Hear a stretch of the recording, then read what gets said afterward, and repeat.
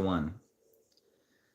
A year after Israel's departure from Egypt, the Lord spoke to Moses in the tabernacle in the wilderness of Sinai on the first day of the second month of that year. He said, "From the whole community of Israel, record the names of all the warriors by their clans and families. List all the men 20 years old or older who are able to go to war. You and Aaron must register the troops, and you will be assisted by one family leader from each tribe. These are the tribes and the names of the leaders who will assist you." Okay, let's see.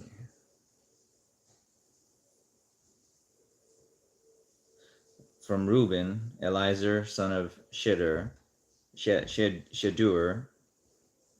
From Simeon, Shelumiel, son of Zerushadai. From Judah, Nahshon, son of Amminadab. From Issachar, Nethanel, son of Zuar. From Zebulun, Eliab, son of Helon. From Ephraim, son of Joseph, Elishama, son of Ammihud. From Manasseh, the son of Joseph, Gamaliel, son of Pedazur. From Benjamin, Abidan, son of Gideoni. From Dan, Ahiezer, son of Ammishaddai. From Asher, Pagiel, son of Ochran. From Gad, Eliasaph, son of Duel. From Naphtali, Ahira, son of Enan. These are the chosen leaders of the community, the leaders of their ancestral tribes, the heads of the clans of Israel. So Moses and Aaron called together these chosen leaders, and they assembled the whole community of Israel on that very day. All the people were registered according to their ancestry by their clans and families. The men of Israel who were 20 years old or older were listed one by one, just as the Lord had commanded Moses. So Moses recorded their names in the wilderness of Sinai. This is the number of men 20 years old or older who were able to go to war in their name, as their names were listed in the records of their clans and families.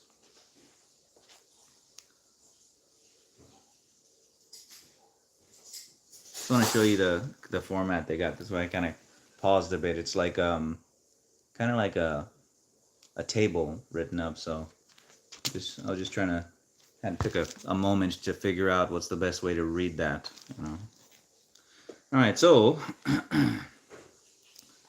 from Reuben, Jacob's oldest son, 46,500. From Simeon, 59,300. From Gad, 45,650. From Judah, 74,600. From Issachar, 54,400. From Zebulun, 57,400.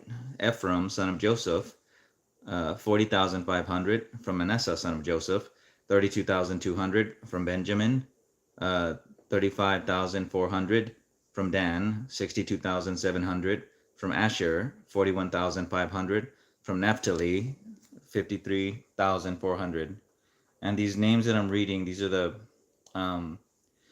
12 sons of Jacob, and but as I'm reading them, that it's referencing their tribes, the groups of Israelites based off of their descendants. So the tribes are known by the name of their forefathers. Simeon, Gad, Judah, Issachar, Reuben, Zebulun, Ephraim, son of Joseph, Manasseh, son of Joseph, Benjamin, Dan, Asher, and Naphtali.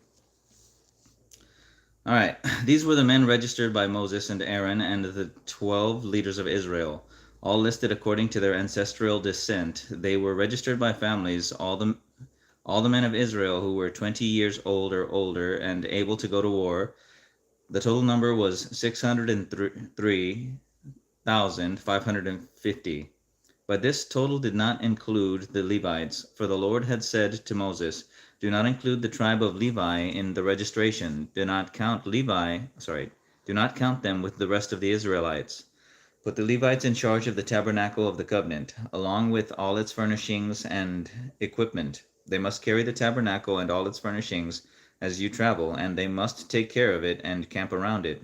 Whenever it is time for the tabernacle to move, the Levites will take it down, and when it is time to stop, they will set it up again. But any unauthorized person who goes too near the tabernacle must be put to death.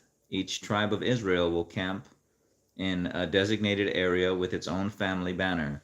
But the Levites will camp around the tabernacle of the covenant to protect the community of Israel from the Lord's anger. The Levites are responsible to stand guard around the tabernacle. So the Israelites did everything just as the Lord had commanded Moses. Numbers chapter 2. Then the Lord gave these instructions to Moses and Aaron when the Israelites set up camp. Each tribe will be assigned its own area. The tribal divisions will camp beneath their family banners on all four sides of the tabernacle, but some at a distance from it. The divisions of Judah, Issachar, and Zebulun are to camp toward the sunrise on the east side of the tabernacle, beneath their family banners. These are the names of the tribes, their leaders, and the number of their registered troops.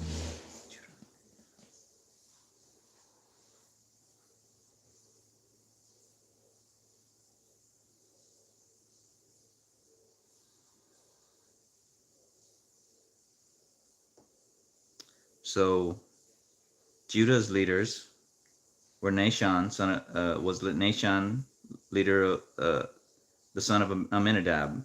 They numbered 74,600. Issachar's leader was Nathaniel, son of Zuar. They numbered 54,400. Zebulun's leaders were leader was Eliab, the son of Helon. They numbered 57,400. So the total of all the troops on Judah's side of the camp is 186,400. These three tribes are to lead the way whenever the Israelites travel to a new campsite. The division of Reuben, Simeon, and Gad are to camp on the south side of the tabernacle beneath their family banners. These are the names of the tribes, their leaders, and the numbers of their registered troops. From the leader of Reuben was Eliezer, son of Shedeur. They numbered 46,500. The leader of Simeon was Shelumiel, son of Zurishaddai. They numbered 59,300. The leader of Gad was Eliasaph, son of Duel. They numbered 45,650. So the total of all the troops on Reuben's side of the camp is 151,450. These three tribes will be the second in line whenever the Israelites travel. When the tabernacle carried by the Levites will set out from the middle of the camp, so then the tabernacle carried by the Levites will set out from the middle of the camp. All the tribes are to travel in the same order that they camp, each in position under the appropriate family banner. The divisions of Ephraim, Manasseh, and Benjamin are to camp on the west side of the tabernacle beneath their family banners. These are the names of the tribes, their leaders, and the number of their registered troops. The leader of Ephraim, Elishama, son of Ammihud, they numbered 40,500. The leader of Manasseh, Gamaliel, son of Pedazur, and they numbered 32,200. The leader of Benjamin, Abidan, son of Gideoni, and they numbered 35,400. So the total of all the troops on Ephraim's side of the camp is 108,100. These three tribes will be third in line whenever the Israelites travel. The division of Dan, Asher, and Naphtali are to camp on the north side of the tabernacle, beneath their family banners. These are the names of the tribes, their leaders, and the numbers of their registered troops. The leader of Dan, Ahiezer, son of Ammishaddai. They numbered 62,700. The leader of Asher, Pagiel, son of Orchan. They numbered 41,500. I'm sorry, that was Pagiel, son of Ochran.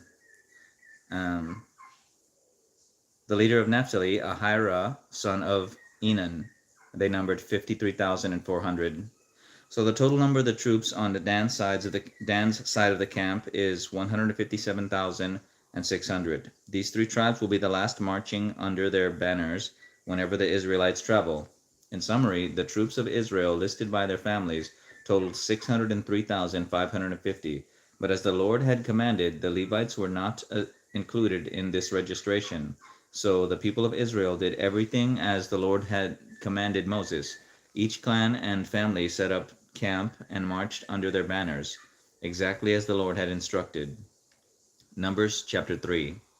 This is the family line of Aaron and Moses as it was recorded when the Lord spoke to Moses on Mount Sinai. The names of Aaron's sons were Nadab, the oldest, Abihu, Eleazar, and Ithamar. These sons of Aaron were anointed and ordained to minister as priests, but Nadab and Abihu died in the Lord's presence in the wilderness of Sinai when they burned before the Lord the wrong kind of fire, different than he had commanded. Since they had no sons, this left only Eleazar and Ithamar to serve as priests with their father Aaron. Then the Lord said to Moses, "Call forward the tribe of Levi and present them to Aaron the priest to serve as his assistants. They will serve Aaron and the whole community, performing their sacred duties in and around the tabernacle. They will also maintain all furnishings of the ancient sacred tent, serving in the tabernacle on behalf of all the Israelites. Assign the Levites to Aaron and his sons. They have been given from among all the people of Israel to serve as their assistants. Appoint Aaron and his sons to carry out the duties of the priesthood, but any unauthorized person who goes too near the sanctuary must be put to death." And the Lord said to Moses, "Look, I have chosen the Levites from among the Israelites to serve as substitutes for all the firstborn sons of the people of Israel. The Levites belong to me, for all the firstborn males are mine. On the day I struck down all the firstborn sons of the Egyptians, I set apart for myself all the firstborn in Israel, both of people and of animals. They are mine. I am the Lord." The Lord spoke again to Moses in the wilderness of Sinai. He said, "Record the names of the members of the tribe of Levi by their families and clans. List every male who is 1 month old or older." So Moses listed them just as the Lord had commanded. Levi had 3 sons whose names were Gershon, Kohath, and Merari. The clans descended from Gershon were named after 2 of his descendants, Libni and Shimei. The clans descended from Kohath were named after 4 of his descendants, Amram, Izhar, Hebron, and Uzziel. Uzziel. The clans descended from Merari were named after 2 of his descendants, Malai and Mushai. These were the Levite clans listed according to their family groups. The descendants of Gershon were composed of the clans descended from Libni and Shimei. There were 7,500 males 1 month old or older among these Gershonite clans. They were assigned the area to the west of the tabernacle for their camp. The leader of the Gershonite clans was Eliasaph, son of Lael. These 2 clans were responsible to care for the tabernacle, including the sacred tent with its layers of coverings, the curtain and its entrance, the curtains of the courtyard that surrounded the tabernacle and altar, the curtain at the courtyard entrance, the ropes, and all the equipment related to their use. The descendants of Kohath were composed of the clans descended from Amram, Izhar, Hebron, and Uzziel. There were 8,600 males 1 month old or older among these Kohathite clans. They were responsible for the care of the sanctuary, and they were assigned the area south of the tabernacle for their camp. The leader of the Kohathite clans was Elizaphan, son of Uzziel. These 4 clans were responsible for the care of the ark, the table, the lampstand, the altars, the various articles used in the sanctuary, the inner curtain, and all the equipment to their use. Eleazar, son of Aaron, the priest, was the chief administrator over all the Levites, with special responsibility for the oversight of the sanctuary.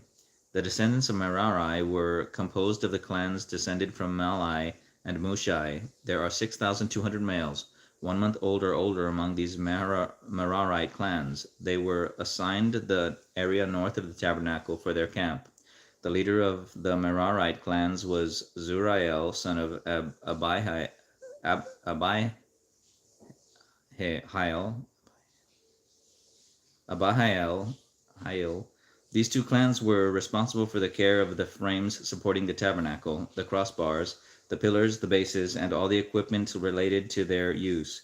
They were also responsible for the posts of the courtyard and all their bases, pegs, and ropes. And the area in front of the tabernacle in the east toward the sunrise was reserved for the tents of Moses and of Aaron and his sons, who had the final responsibility for the sanctuary on behalf of the people of Israel. Anyone other than a priest or Levite who went too near the sanctuary was to be put to death. When Moses and Aaron counted the Levite clans at the Lord's command, the total number was 22,000, males 1 month old or older. Then the Lord said to Moses, Now count all the firstborn sons in Israel who are 1 month old or older, and make a list of their names. The Levites must be reserved for me as substitutes for the firstborn sons of Israel. I am the Lord, and the Levites' livestock must be. The Levites, from verse 41. The Levites must be reserved for me as substitutes for the firstborn sons of Israel. I am the Lord. And the Levites' livestock must be reserved for me as substitutes for the firstborn livestock of the whole nation of Israel. So Moses counted the firstborn sons of the people of Israel just as the Lord had commanded. The number of the firstborn sons who were 1 month old or older was 22,273. Then the Lord said to Moses, Take the Levites as substitutes for the firstborn sons of the people of Israel, and take the livestock of the Levites as substitutes for the firstborn livestock of the people of Israel. The Levites belong to me. I am the Lord. There are 273 more firstborn sons of Israel than there are Levites. To redeem these extra firstborn sons, collect 5 pieces of silver for each of them, each piece weighing the same as the sanctuary shekel, which equals 20 gerahs.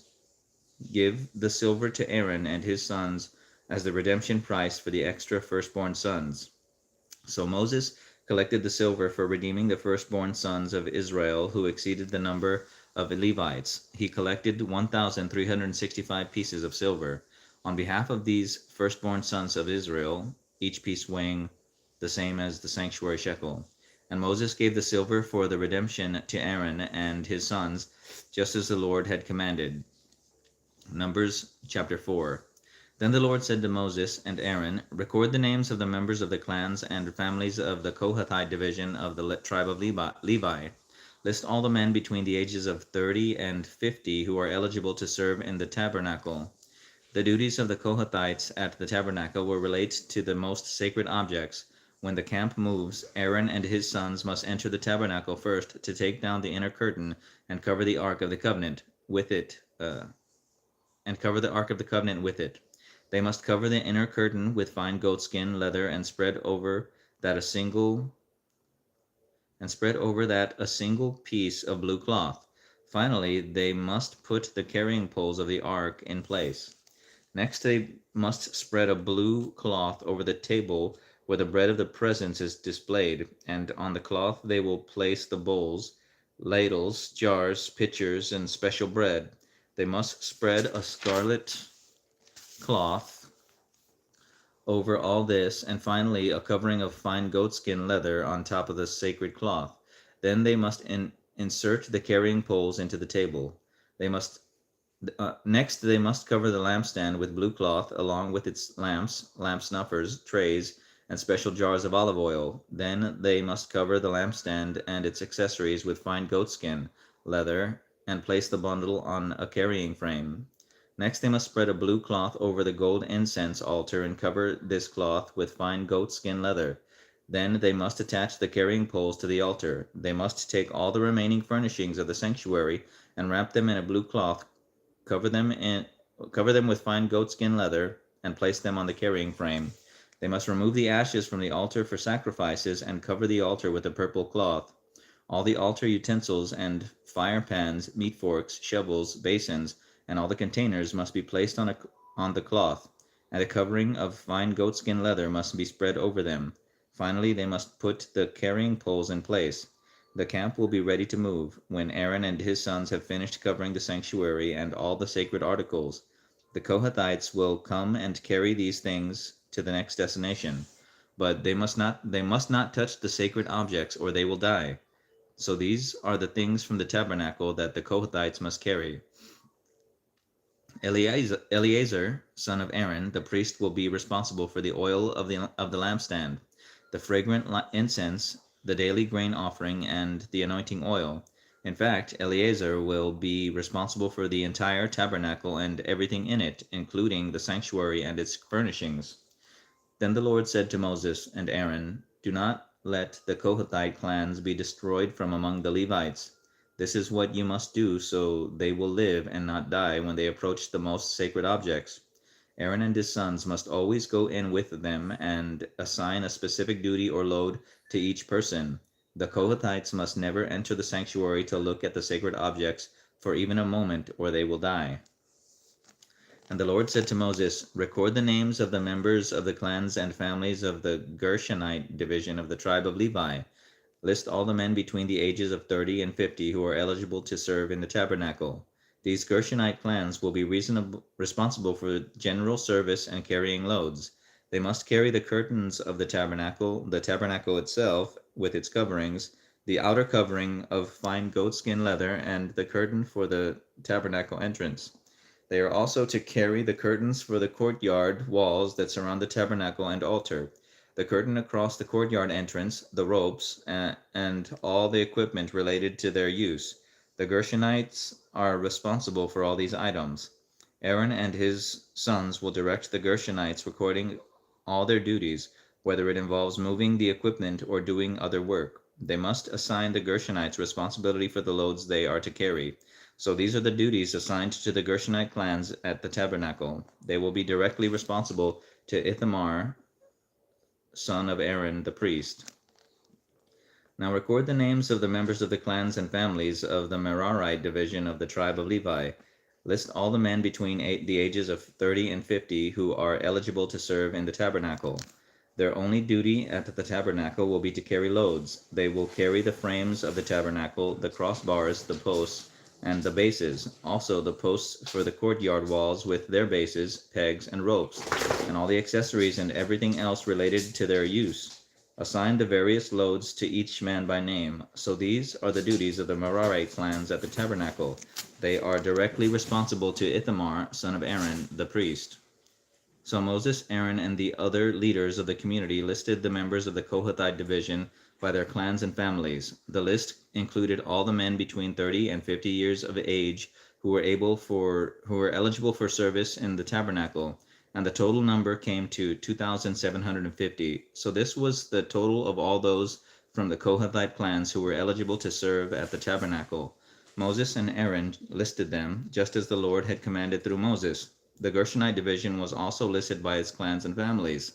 The list included all the men between 30 and 50 years of age who were eligible for service in the tabernacle, and the total number came to 2,630. So this was the total of all those from the Gershonite clans who were eligible to serve at the tabernacle. Moses and Aaron listed them, just as the Lord had commanded. The Merarite division was also listed by its clans and families. The list included all the men between 30 and 50 years of age who were eligible for service in the tabernacle, and the total number came to 3,200. So this was the total of all those from the Merarite clans who were eligible for service. Moses and Aaron just listed them, just as the Lord had commanded through Moses. So Moses, Aaron, and the leaders of Israel listed all the Levites by their clans and families, all the men between 30 and 50 years of age who were eligible for service in the tabernacle and for its transportation, numbered 8,580. When their names were recorded, as the Lord had commanded through Moses, each man was assigned his task and told what to carry. And so the registration was completed, just as the Lord had commanded Moses. Numbers chapter 5. The Lord gave these instructions to Moses: "Command the people of Israel to remove from the camp anyone who has a skin disease or a discharge, or who has become ceremonially unclean by touching a dead person. This command applies to men and women alike. Remove them so they will not defile the camp in which I live among them." So the Israelites did as the Lord had commanded Moses and removed such people from the camp. Then the Lord said to Moses, Give the following instructions to the people of Israel. If any of the people, men or women, betray the Lord by doing wrong to another person, they are guilty. They must confess their sin and make full restitution for what they have done, adding an additional 20% and returning it to the person who was wronged. But if the person who was wronged is dead and there are no near relatives to whom restitution can be made, the payment belongs to the Lord and must be given to the priest. Those who are guilty must also bring a ram as a sacrifice, and they will be purified and made right with the Lord. All the sacred offerings that the Israelites bring to a priest will belong to him. Each priest may keep all the sacred donations that he receives. And the Lord said to Moses, Give the following instructions to the people of Israel. Suppose a man's wife goes astray, and she is unfaithful to her husband and has sex with another man, but neither her husband nor anyone else knows about it. She has defiled herself, even though there was no witness, and she was not caught in the act. If her husband becomes jealous and is suspicious of his wife and needs to know whether or not she has defiled herself, the husband must bring his wife to the priest. He must also bring an offering of 2 quarts of barley flour to be presented on her behalf. Do not mix it with olive oil or frankincense, for it is a jealousy offering, an offering to prove whether or not she is guilty. The priest will then present her to stand trial before the Lord. He must take some holy water in a clay jar and pour into it dust he has taken from the tabernacle floor. When the priest has presented the woman before the Lord, he must unbind her hair and place in her hands the offering of proof, the jealousy offering, to determine whether her husband's suspicions are justified. The priest will stand before her, holding the jar of bitter water that brings a curse to those who are guilty. The priest will then put the woman under oath and say to her, If no other man has had sex with you, and you have not gone astray and defiled yourself while under your husband's authority, you may be immune from the effects of this bitter water that brings on the curse. But if you have gone astray by being unfaithful to your husband and have defiled yourself by having sex with another man, at this point the priest must put the woman under oath by saying, May the people know that the Lord's curse is upon you when he makes you infertile, causing your womb to shrivel and your abdomen to swell. Now may this water that brings the curse enter your body and cause your abdomen to swell and your womb to shrivel. And the woman will be required to say, Yes, let it be so. And the priest will write these curses on a piece of leather and wash them off into the bitter water. He will make the woman drink the bitter water that brings on the curse. When the water enters her body, it will cause bitter suffering if she is guilty. The priest will take the jealousy offering from the woman's hand, lift it up before the Lord, and carry it to the altar. He will take a handful of flour as a token portion and burn it on the altar, and he will require the woman to drink the water.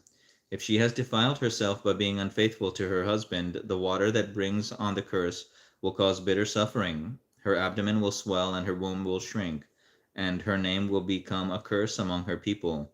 But if she has not defiled herself and is pure, then she will be unharmed and will still be able to have children. This is the ritual law for dealing with suspicion. If a woman goes astray and defiles herself while under her husband's authority, or if a man becomes jealous and is suspicious that his wife has been unfaithful, the husband must present his wife before the Lord, and the priest will apply this entire ritual law to her. The husband will be innocent of any guilt in this matter, but his wife will be held accountable for her sin. Numbers chapter 6. Then the Lord said to Moses, Give the following instructions to the people of Israel. If any of the people either men or women, take the special vow of a Nazirite, setting themselves apart to the Lord in a special way, They must give up wine and other alcoholic drinks. They must not use vinegar made from wine or from other alcoholic drinks. They must not drink fresh grape juice, and they must not eat grapes or raisins, as long as they are bound by their Nazirite vow. They are not allowed to eat or drink anything that comes from a grapevine, not even the grape seeds or skins. They must never cut their hair throughout the time of their vow, for they are holy and set apart to the Lord. Until the time of their vow has been fulfilled, they must let their hair grow long, and they must not go near a dead body during the entire period of their vow to the Lord, even if the dead person is their own father, mother, brother, or sister. They must not defile themselves, for the hair on their head is the symbol of their separation to God. This requirement applies as long as they are set apart to the Lord. If someone falls dead beside them, the hair they have dedicated will be defiled. They must wait for 7 days, then shave their heads. Then they will be cleansed from their defilement. On the eighth day they must bring 2 turtle doves or 2 pigeons to the priest at the entrance of the tabernacle. The priest will offer one of the birds for a sin offering and the other bird for a burnt offering. In this way he will purify them from the guilt they incurred through contact with the dead body. Then they must reaffirm their commitment and let their hair begin to grow again. The days of their vow that were completed before their defilement no longer count. They must rededicate themselves to the Lord as a Nazirite for the full term of their vow, and each must bring a 1-year-old male lamb for a guilt offering.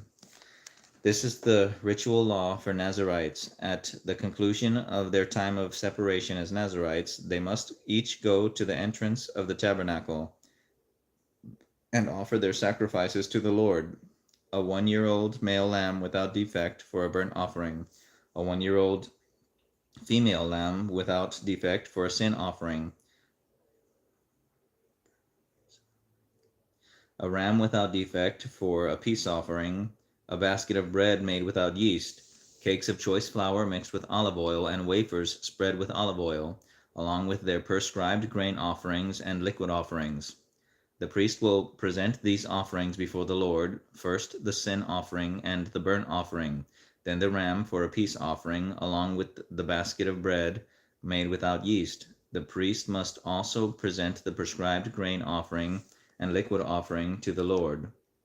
Then the Nazirites will shave their heads at the entrance of the tabernacle. They will take the hair that had been dedicated and place it on the fire beneath the peace offering sacrifice. After the Nazirite's head had been shaved, the priest will take for each of them the boiled shoulder of the ram, and he will take from the basket a cake and a wafer made without yeast. He will put them all into the Nazirite's hands. Then the priest will lift them up as a special offering before the Lord. These are holy portions for the priest, along with the breast of the special offering and the thigh of the sacred offering that are lifted up before the Lord. After this ceremony, the Nazirites may again drink wine. This is the ritual law of the Nazirites, who vow to bring these offerings to the Lord. They may also bring additional offerings if they can afford it, and they must be careful to do whatever they vowed when they set themselves apart as Nazirites. Then the Lord said to Moses, "Tell Aaron and his sons to bless the people of Israel with this special blessing. May the Lord bless you and protect you. May the Lord smile on you and be gracious to you. May the Lord show you his favor and give you his peace. Whenever Aaron and his sons bless the people of Israel in my name, I myself will bless them." Numbers chapter 7. On the day Moses set up the tabernacle, he anointed it and set it apart as holy. He also anointed it and set apart all its furnishings and altar with its utensils. Then the leaders of Israel, the tribal leaders who had registered the troops, came and brought their offerings together. They brought 6 large wagons and 12 oxen. There was a wagon for every 2 leaders and an ox for each leader. They presented these to the Lord in front of the tabernacle. Then the Lord said to Moses, "Receive their gifts and use these oxen and wagons for transporting the tabernacle. Distribute them among the Levites according to the work they have to do." So Moses took the wagons and oxen and presented them to the Levites. He gave 2 wagons and 4 oxen to the Gershonite division of their work, and he gave 4 wagons and 8 oxen to the Merarite division for their work. All their work was done under the leadership of Ithamar, son of Aaron, the priest. But he gave none of the wagons or oxen to the Kohathite division, since they were required to carry the sacred objects of the tabernacle on their shoulders. The leaders also presented dedication gifts for the altar at the time. It was anointed. They each placed their gifts before the altar. The Lord said to Moses, "Let one leader bring his gift each day for the dedication of the altar." On the first day, Nahshon, son of Amminadab, leader of the tribe of Judah, presented his offering. His offering consisted of a silver platter weighing 3¼ pounds and a silver basin weighing 1¾ pounds, as measured by the weight of the sanctuary shekel.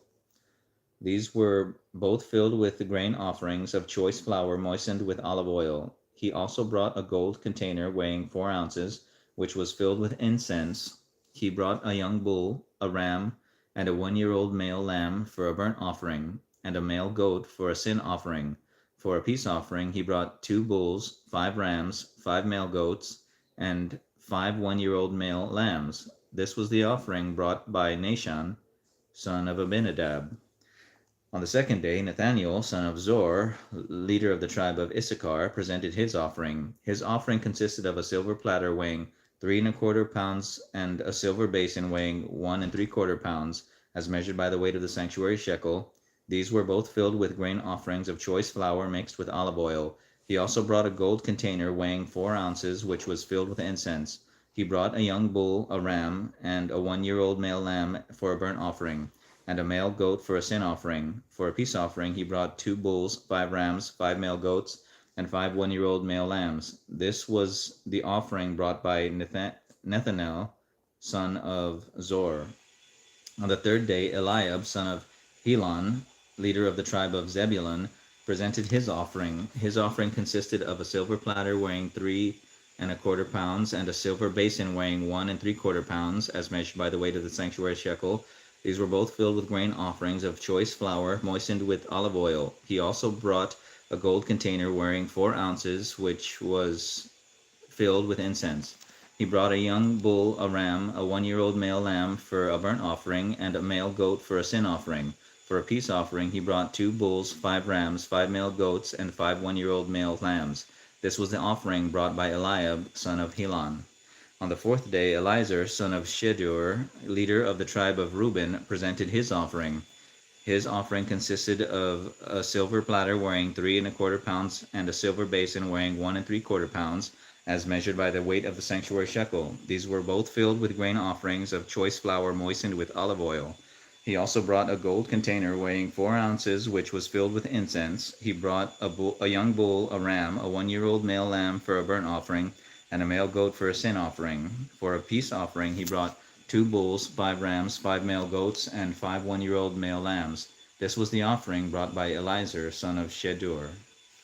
On the fifth day, Shelumiel, son of Shaddai, leader of the tribe of Simeon, presented his offering. His offering consisted of a silver platter weighing 3¼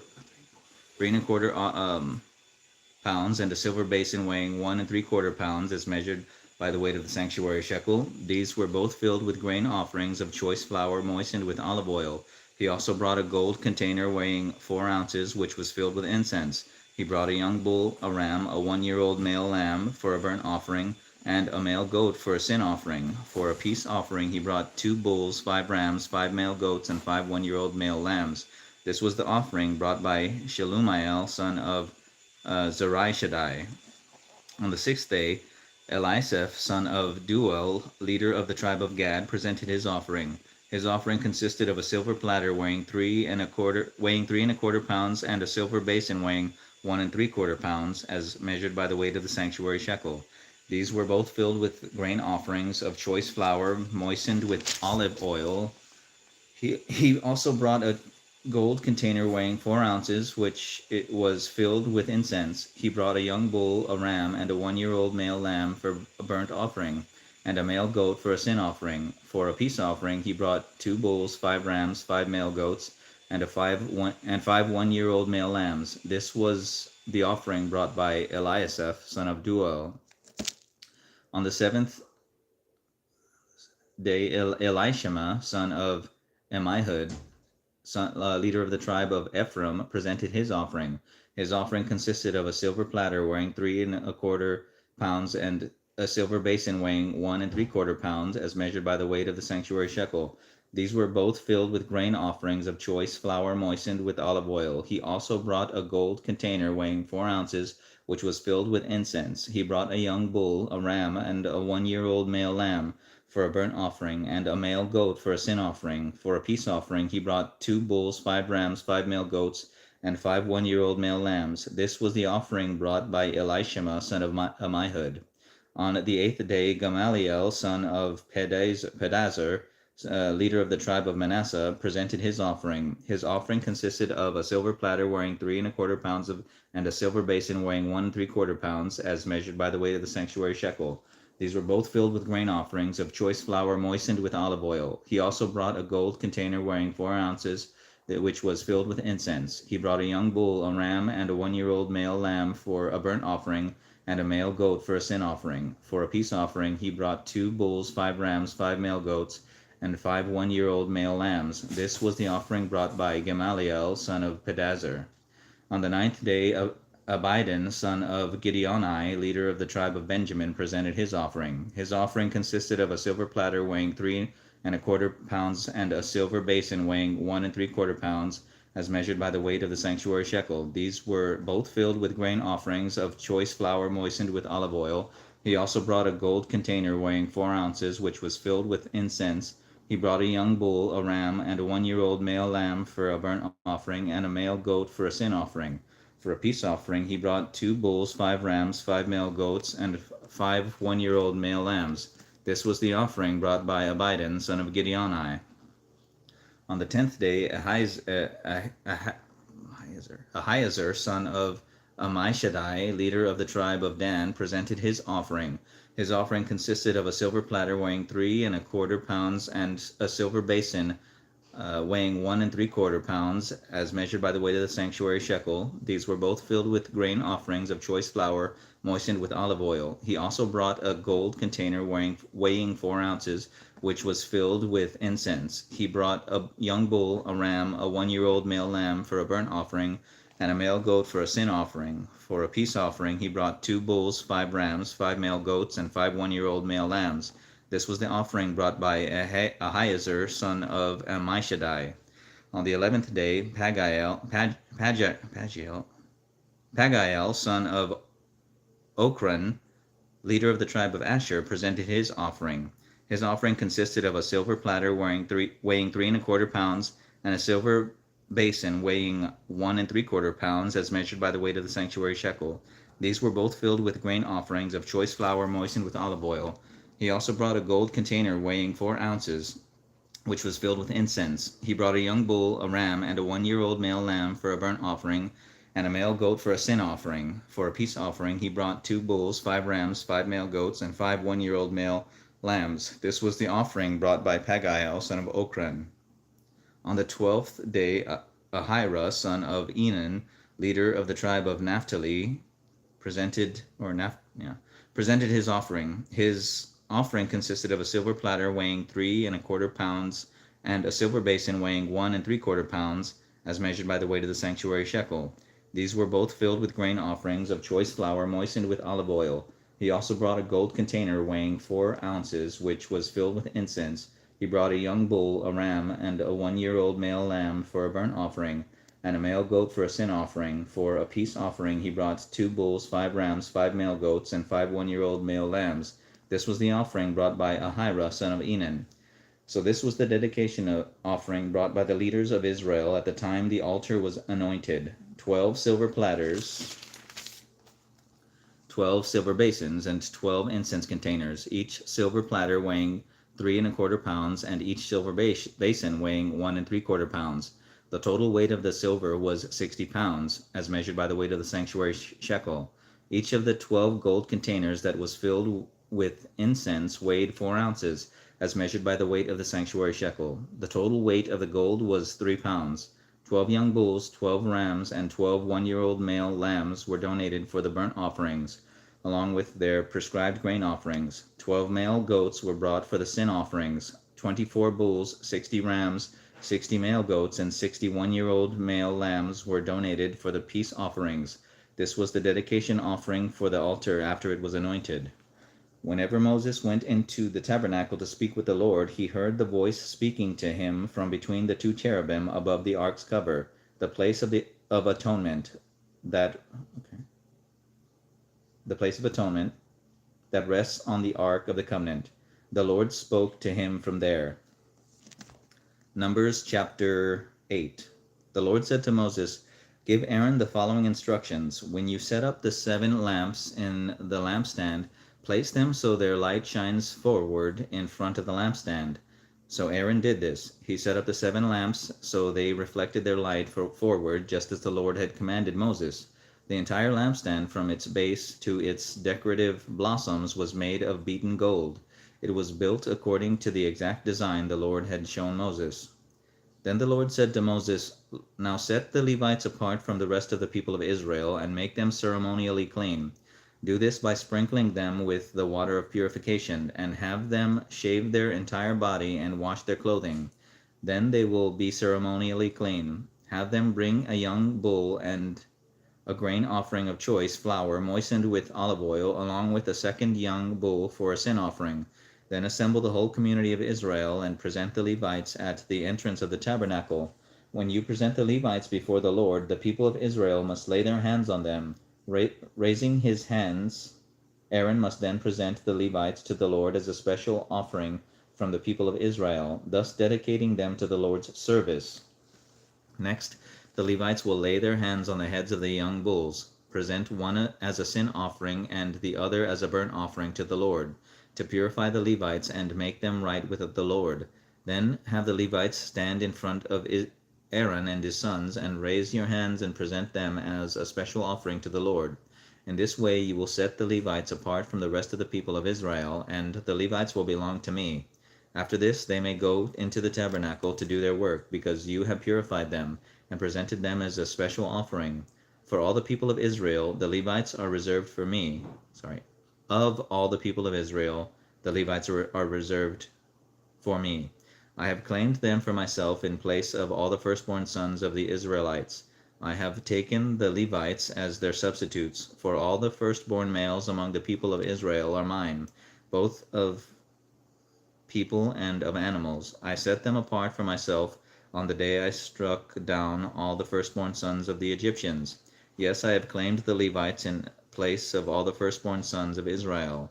And of all the Israelites I have assigned the Levites to Aaron and his sons.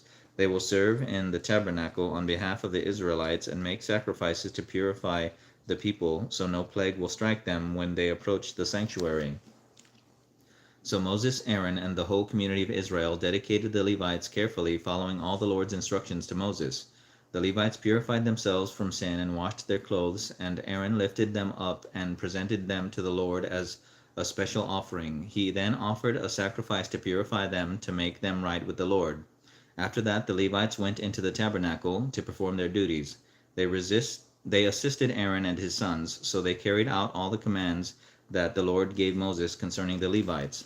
The Lord also instructed Moses, "This is the rule the Levites must follow. They must begin serving in the tabernacle at the age of 25, and they must retire at the age of 50.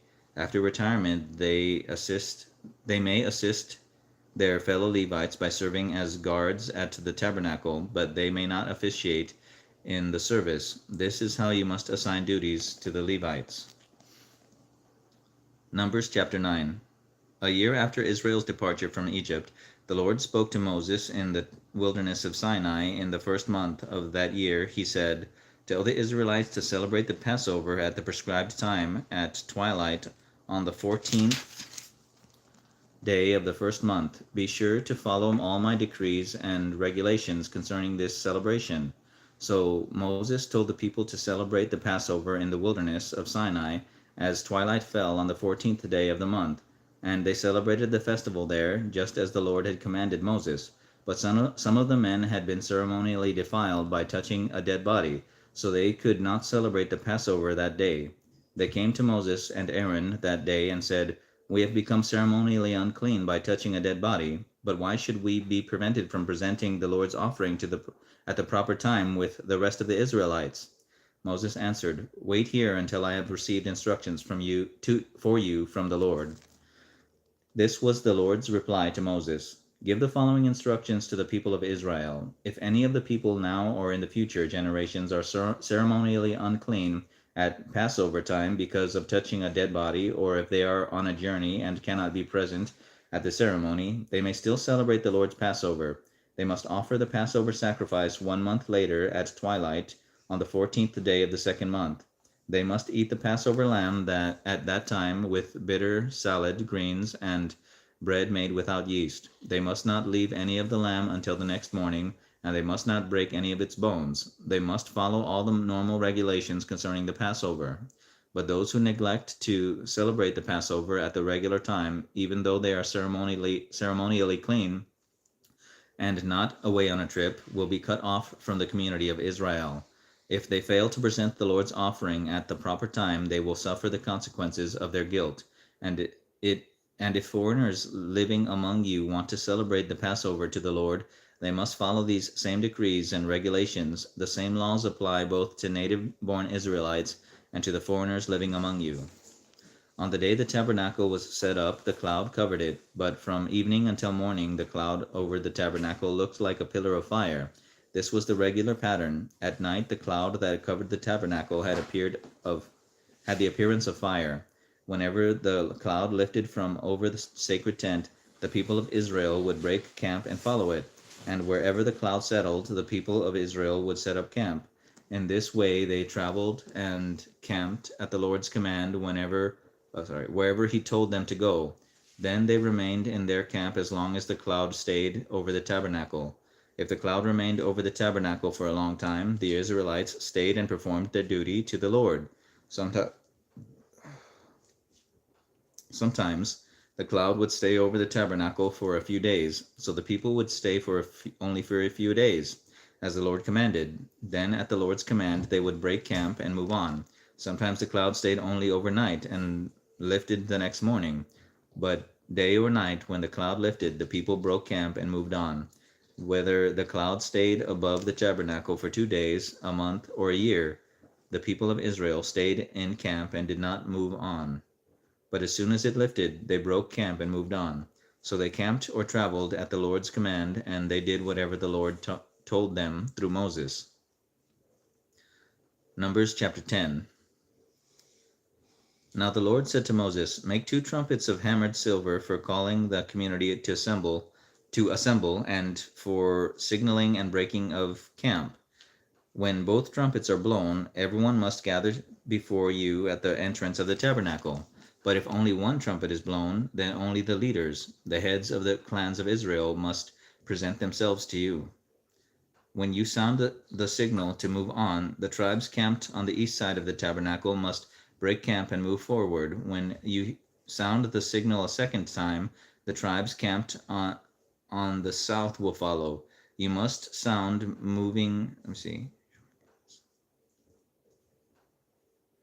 You must sound short blasts as a signal for moving on. But when you call the people to an assembly, blow the trumpets with a different signal. Only the priests, Aaron's descendants, are allowed to blow the trumpets. This is a permanent law for you, to be observed from generation to generation.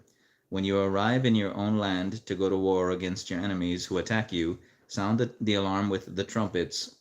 Then the Lord your God will remember you and rescue you from your enemies.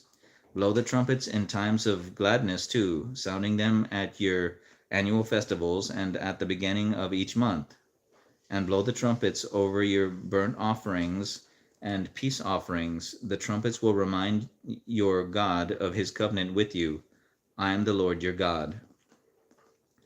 In the second year after Israel's departure from Egypt, on the 20th day of the second month, The cloud lifted from the tabernacle of the covenant. So the Israelites set out from the wilderness of Sinai and traveled on from place to place until the cloud stopped in the wilderness of Paran. When the people set out for the first time, following the instructions the Lord had given through Moses, Judah's troops led the way. They marched behind their banner, and their leader was Nahshon, son of Amminadab. They were joined by the troops of the tribe of Issachar, led by Nethanel, son of Zor, and the troops of the tribe of Zebulun, led by Eliab, son of Helon. Then the tabernacle was taken down, and the Gershonite and Merarite divisions of the Levites were next in the line of march, carrying the tabernacle with them. Reuben's troops went next, marching behind their banner. Their leader was Elizur, son of Shedur. They were joined by the troops of the tribe of Simeon, led by Shelumiel, son of Zerai and the troops of the tribe of Gad, led by Eliasaph, son of Deuel. Next came the Kohathite division of the Levites, carrying the sacred objects from the tabernacle. Before they arrived at the next camp, the tabernacle would already be set up at its new location. Ephraim's troops went next, marching behind their banner. Their leader was Elishama, son of Ammihud. They were joined by the troops of the tribe of Manasseh, led by Gamaliel, son of Pedazur, and the troops of the tribe of Benjamin, led by Abidan, son of Gideoni. Dan's troops went last, marching behind their banner and serving as the rear guard for all the tribal camps. Their leader was Ahiezer, son of Ammishaddai. They were joined by the troops of the tribe of Asher, led by Pagiel, son of Ochran, and the troops of the tribe of Naphtali were led by Ahira, son of Enan. This was the order in which the Israelites marched, division by division. One day Moses said to his brother-in-law, Hobab, son of Reuel, the Midianite, "We are on our way to the place the Lord promised us, for he said, 'I will give it to you.' Come with us, and we will treat you well, for the Lord has promised wonderful blessings for Israel." But Hobab replied, "No, I will not go. I must return to my own land and family." "Please don't leave us," Moses pleaded. "You know the places in the wilderness where we should camp. Come, be our guide. If you do, we'll share with you all the blessings the Lord gives us." They marched for 3 days after leaving the mountain of the Lord, with the ark of the Lord's covenant moving ahead of them to show them where to stop and rest. As they moved on each day, the cloud of the Lord hovered over them, and whenever the ark set out, Moses would shout, "Arise, O Lord, and let your enemies be scattered. Let them flee before you." And when the ark was set down, he would say, "Return, O Lord, to the countless thousands of Israel." Numbers chapter 11. Soon the people began to complain about their hardship, and the Lord heard everything they said. Then the Lord's anger blazed against them, and he sent a fire to rage among them, and he destroyed some of the people in the outskirts of the camp. Then the people screamed to Moses for help, and when he prayed to the Lord, the fire stopped. After that, the area was known as Taberah, which means the place of burning, because fire from the Lord had burned among them there. Then the foreign rabble who were traveling with the Israelites began to crave the good things of Egypt, and the people of Israel also began to complain. "Oh, for some meat," they exclaimed. "We remember the fish we used to eat for free in Egypt, and we had all the cucumbers, melons, leeks, onions, and garlic we wanted. But now our appetites are gone. All we ever see is this manna." And manna looked like small coriander seeds, and it was pale yellow like gum resin. The people would go out and gather it from the ground. They made flour by grinding it with hand mills or pounding it in mortars. Then they boiled it in a pot and made it into flat cakes. These cakes tasted like pastries baked with olive oil. The manna came down on the camp with the dew during the night. Moses heard all the families standing in the doorways of their tents whining, and the Lord became extremely angry. Moses was also very aggravated, and Moses said to the Lord, "Why are you treating me, your servant, so harshly? Have mercy on me. What did I do to deserve the burden of all these people? Did I give birth to them? Did I bring them into the world? Why did you tell me to carry them in my arms like a mother carries a nursing baby? How can I carry them to the land you swore to give their ancestors? Where am I supposed to get meat for all these people? They keep whining to me, saying, 'Give us meat to eat.' I can't carry all these people myself. The load is far too heavy. If this is how you intend to treat me, just go ahead and kill me. Do me a favor and spare me this misery." Then the Lord said to Moses, "Gather before me 70 men who are recognized as leaders and leaders of Israel. Bring them to the tabernacle to stand there with you. I will come down and talk to you there. I will take some of the Spirit that is upon you, and I will put the Spirit upon them also. They will bear the burden of the people along with you, so you will not have to carry it alone. And say to the people, 'Purify yourselves, for tomorrow you will have meat to eat.' You were whining, and the Lord heard you when you cried, 'Oh, for some meat! We were better off in Egypt.'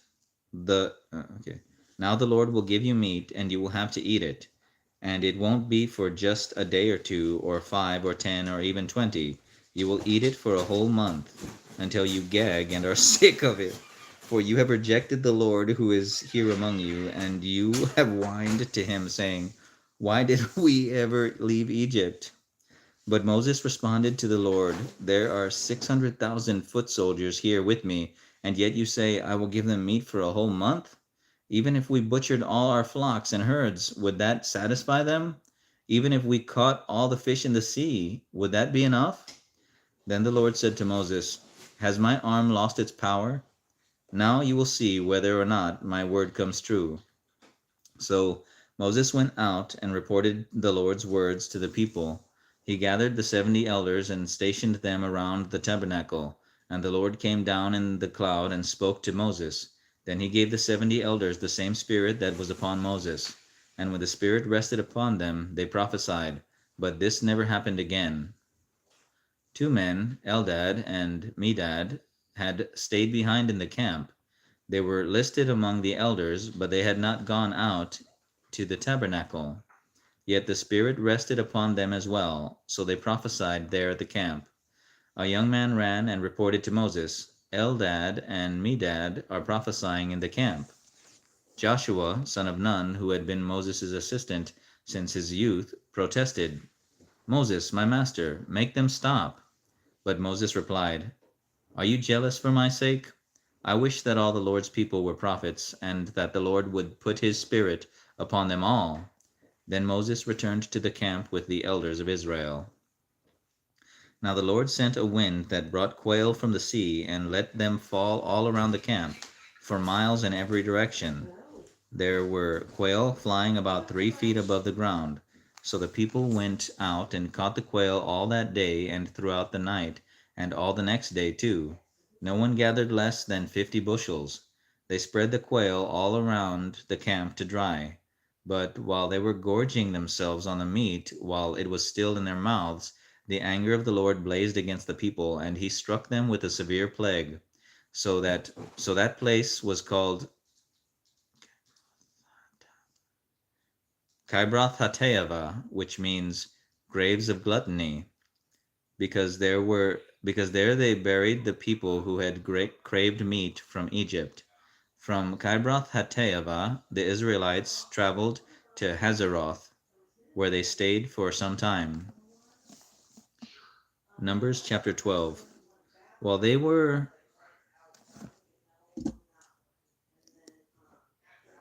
at Hazeroth, Miriam and Aaron criticized Moses because he had married a Cushite woman.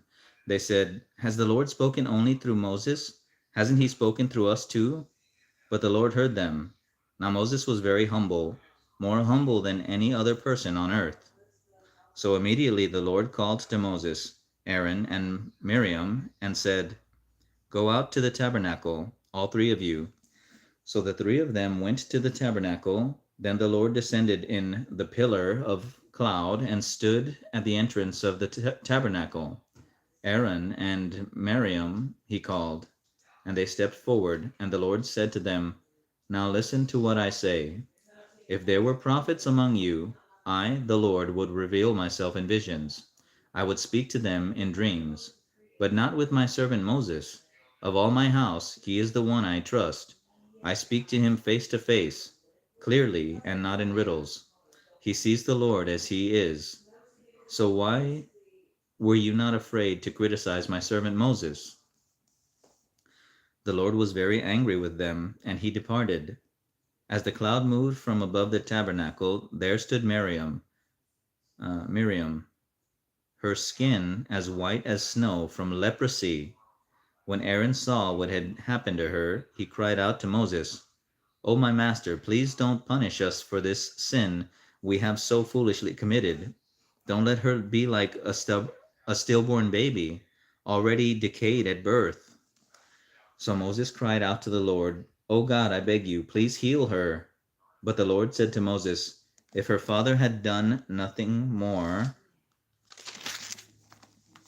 than spit in her face, wouldn't she be defiled for 7 days? So keep her outside the camp for 7 days, and after that she may be accepted back." So Miriam was kept outside the camp for 7 days, and the people waited until she was brought back before they traveled again. Then they left Hazeroth and camped in the wilderness of Paran.